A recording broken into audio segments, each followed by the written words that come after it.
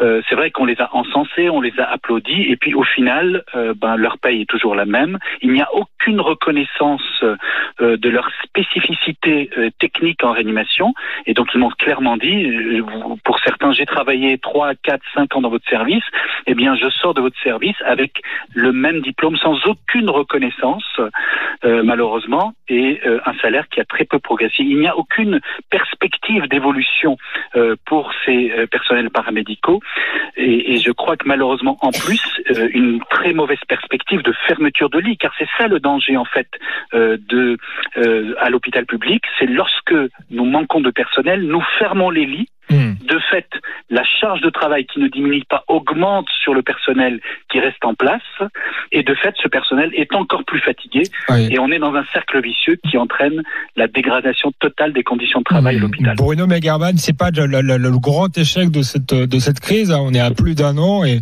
effectivement, vous le rappelez, rien n'a été fait pour augmenter les services hospitaliers. On est quand même dans une crise de la capacité hospitalière, et d'un côté, le confinement a été une preuve de solidarité nationale, et il fallait peut-être en passer par là, mais se reposer uniquement là-dessus, c'est aussi une manière de ne pas vouloir régler les problèmes de l'hôpital, non ? Mais écoutez, j'allais même vous dire, c'est pire, puisqu'en fait, les hôpitaux du nord de Paris, Lariboisière, Bichat, Beaujon, sont en cours de réaménagement avec des nouveaux bâtiments. Eh bien, figurez-vous que 20% du capacitaire de ces hôpitaux sera supprimé, y compris des lits de réanimation. Autrement dit, nous n'avons tiré aucune leçon de la crise.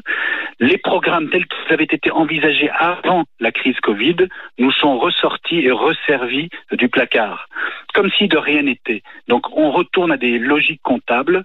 Malheureusement, c'est une catastrophe sanitaire qui s'annonce pour le nord de Paris, car évidemment, tous ces administratifs pensent que tous ces patients que nous hospitalisons, nous les hospitalisons par excès, qu'ils pourraient être pris en charge en ambulatoire.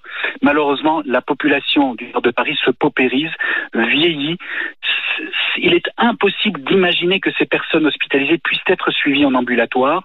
On est en train évidemment de créer une médecine à double vitesse avec un secteur privé qui pourrait en profiter. L'hôpital public est en train de vivre peut-être des jours extrêmement difficiles, pour ne pas dire la fin.